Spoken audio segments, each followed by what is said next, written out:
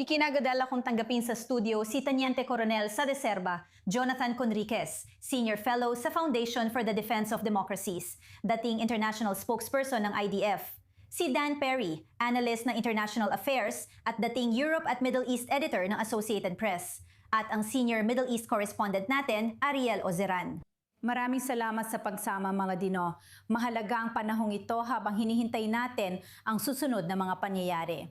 Jonathan, gusto kong malaman ang pananaw mo sa tinatawag na tigil putukan sa pagitan ng Iran at Estados Unidos. Gaano pa katagal mapapatuloy ito, lalo na sa tensyon sa Strait of Hormuz? Natutunan natin na ang tigil putukan ay malawak na termino sa paglalarawan ng mga pangyayari. Natutunan natin sa Lebanon na kahit may tigil putukan daw, wala naman talaga, lalo na sa Timog Lebanon at Hilagang Israel. Hezbollah nilalabag ang kasunduan habang Israel may ginagawa rin. Sa papel, tinatawag pa rin itong tigil putukan sa Washington at iba pa. Sa Hormuz, pinili ng mga Iranian ang tingin nila ay pinakamadali at pinakamahinang bahagi ng kadena ng Amerika o pandaigdigang laban sa kanila ang UAE. At inatake nila ang UAE ng matindi kahapon, buti na lang at walang nasawi, pero gayunpaman, malaki ang pinsala sa Fujairah at iba pang mga pasilidad na may kaugnayan sa langis. Ang tanong, gaganti ba ang UAE? Kikilos na kaya sila sa unang pagkakataon laban sa mga Iranian na ipinahiwatig nilang karapatan nila, pero hindi pa natin narinig na sinabi nilang talagang gagawa sila ng aksyon. Inabot sila ng halos 24 na oras at pagkatapos ay naglabas sila ng pahayag na sa madaling salita ay idadaan nila ito sa mga diplomatikong paraan. Kaya malamang hindi na sa tingin ko ay hindi magandang posisyon para sa kahit anong bansa na patuloy na inaatake ng kahit sino at hindi gumagante. Madaling maintindihan kung bakit pinili ng mga Iranian na atakihin ang UAE dahil iniisip nilang makakalusot sila roon. Ang pag-atake sa Israel o mga asset ng Amerika ay siguradong magdudulot ng matinding ganti mula sa malalakas na puwersang ito. Ang pag-atake sa UAE ay nagbibigay daan sa mga Iranian na magpakitang matapang at magpanggap na sila ang may kontrol kahit iba ang totoong nangyayari. Huling salita tungkol sa ginagawa ng mga Amerikano. Interesanteng operasyon, kakaibang paglalarawan, tinatawag nila itong isang depensibong operasyon. Ginamit pa nila ang salitang Makataw sa ilan sa mga paliwanag at sa tingin ko, maari naman talaga itong tawaging ganoon. Tungkol ito sa pagpapadaan ng mga pataba at mga kargamentong walang laman at sa mga iniwang barko o tripulanteng talagang kailangang makaalis sa lugar na iyon. Kaya sa isang banda, maaari mo itong tawaging isang makataong misyon. Mahalaga ito dahil tuloy-tuloy at tiyak ang presyur ng mga Amerikano sa ekonomiya na nangangailangan ng panahon bago magbunga. Pero dinadagdagan nila ito ng galaw militar na di umaabot sa direktang labanan. Ang mga pagsisikap na ito ay para dagdagan ang pressure sa mga Iranian upang mapuwersa silang tanggapin ang kasunduan, hindi para pilitin silang makipaglaban muli. Sa palagay ko, gusto lang ng mga Amerikano ng matinong kasunduan at gumagamit sila ng mas marami pang paraan para pigaing mabuti ang mga Iranian. Sinabi ni Donald Trump na dapat gawin ng Iran ang matalinong hakbang. Dan Perry, ano masasabi mo tungkol sa estratehiya ng presidente ng US?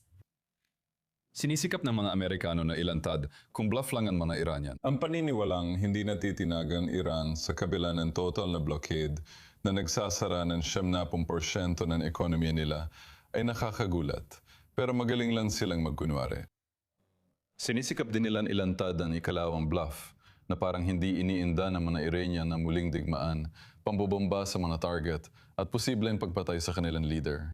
Maring hindi natin paniwalaan na totoo ang alinman sa mga ito, pero todo ang pagpapanggap nila at kilala silang mahirap at magaling na mga negosyador. Kaya sino bang nakakaalam? Maring sa loob lang ng 2 o 3 oras, malaman nating may kasunduang malapit na mangyari. Pero ang pamunahing problema ay sa tingin ko, nagulat ang mga Iranian sa epekto ng mga hidwaan na dulot ng pagsasara ng Strait of Hormuz sa kanluran. Naging digmaan na ito sa Hormuz. At dahil dito, naging napakamapangahas nila. At hindi sila handang mabigay ng kahit ano sa mga Amerikano o mga Israeli, malinaw naman kahit ano. Ayaw pa nga nilang pag-usapan ang anumang lampas sa usaping nuclear. Sa usaping nuclear, ayaw nilang magbigay kahit ano, pero pwedeng pag-usapan. Hindi ko rin iniisip na babalik ang mga Amerikano sa dating kalagayan bago ang digmaan para lang sa pagbubukas ng Strait of Hormuz. Si Trump ay nagpapadala ng mensahe sa lahat ng paraan na hindi masyadong binabahala ang kanyang mga taga-suporta na baka muling sumiklab ang digmaan. At kung mangyari man yon, sa pagkakataong ito ay makokontrol nila sa loob ng 2 o 3 linggo. At huwag magalala, hindi ito aabot ng 6 na linggo. Hindi ko iniisip na napakasama ng barahang hawak niya, gaano man yan kasama sa tingin ng iba, o sana'y naging ganoon dahil sa maling kalkulasyon ng Amerika sa Strait of Hormuz, na sa tingin ko ay kailangan nating amining nangyari. Medyo napagsabihan ng ilang Europeo pero siguro hindi si Sanchez mula Espanya. Pero naririnig mo ang palagian sinasabi ni Mark Rutte at maging ng iba pa sa European Union, si Rutte na siyang pinuno ng NATO na nagsasabing narinig na namin, natutunan na namin ang aming leksyon. Kailangan naming magbago ng diskarte. Mas malaki ang gagampanan namin. Sa tingin ko, kapag muling sumiklab ang digmaan, matapos ang isang aksyong pandigma ng Iran laban sa buong mundo, gaya ng pagharang sa Strait of Hormuz, mas magiging nagkakaisa ang kanluran. Maring hindi ganap ang pagkakaisa, pero maring hindi lubusan mag-isang kikilos ang Amerika. May malaking desisyon, dito ko tatapusin, sa panig ng Amerika. Papayagan ba nilang manatili ang rehimen ng Iran?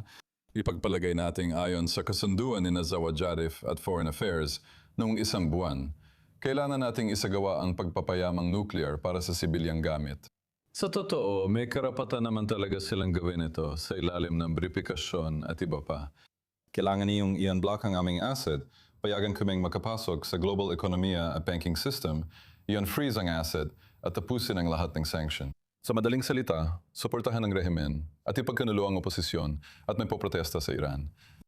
Handa ba ang Amerika na gawin yon para sa isang mukhang makatotohanan at makatuwirang kasunduan na muling pagpapatuloy ng JCPOA sa ilalim ng ibang pangalan? Handa ba tayong payagan ng mga Iranian na ipagpatuloy ang ginagawa nila sa mga proxy gaya ng Hezbollah, Hamas at Houthis? Sana hindi, pero ang umaasang hindi dapat ding maging handa sa muling pagsiklab ng kinetic war. At ibig sabihin yan, ang mga tao dito sa studio ay kailangang tumakbo papunta sa silungan bawat ilang minuto sa loob ng ilang sandali. Ariel Ozeran, ano ang masasabi mo tungkol dyan? At ano ang pinakabagong mensahe ngayon mula sa IRGC? Alam natin na tiwala si Donald Trump na walang hahamon sa naval blockade ng US, pero malinaw na may ibang plano ang mga Iranian. Gaya ng sinabi ni Dan Kane, ang chairman ng Joint Chiefs of Staff, ang asal ng Iran ay parang kumakapit lang sila sa patalim na yon dahil pakiramdam nila ay naipit na sila sa isang sulok. Naglabas ng pahayag ang IRGC Naval Command. Hindi na ito bago, pero tuloy pa rin nila ang orihinal nilang estratehiya o retorika. Ayon sa kanila, anumang barko na dadaan sa Strait of Hormuz nang walang pahintulot o hindi sa itinakdang ruta ay magiging target nila. Ngayon, nangyayari ito habang may operasyon ang US na tinatawag na Project Freedom para pigilan ang mga pag-atake ng Iran. Sa ngayon, nakikita natin na mas matagumpay ang operasyon ng mga Amerikano. Sa huli, dahil sa patuloy na blockade sa mga dauman ng Iran, nauubusan na ng oras ang Iran, lalo na para sa industriya ng langis nito. Kung wala silang gagawin, kung mananatili ang kasalukuyang kalagayan, babagsak ang kanilang industriya ng langis dahil sa huli, mapipilitan silang isara ang mga balon ng langis. Kapag isinara ang balon ng langis, madalas di na ito mabubuksan muli. Kaya may dalawang opsyon ng Iran, sumuko o magpaigting ng komprontasyon. Ang pagsuko ay ang pagpayag sa mga hinihingi ni Trump sa negosasyon. Ang paglala ng sitwasyon ay magbubunsod ng panibagong operasyong militar. At pagkatapos, maaari pa rin nilang matagpuan ang kanilang sarili sa isang sitwasyon kung saan maaaring bumagsak ang kanilang industriya ng langis. Kaya sa madaling salita, wala talaga silang masyadong pagpipilian dito. At ang sinusubukan nilang gawin ay baguhin ang pwesto ng mga pyesa sa laro. Iyan ang dahilan kung bakit nakita natin silang muling umatake sa UAE, sa Oman, sinusubukang magdala ng bagong presyon sa administrasyon ni Trump upang tapusin ang blockade. Sa tingin ko, maling panig ang pinupuwersa nila. Dahil kung akala nilang ang pag-atake sa UAE ay mag-uudyok kay Trump na itigil ang digmaan, kabaligtaran ang epekto nito. Pre-free na aksyon. Sanayon ako dyan.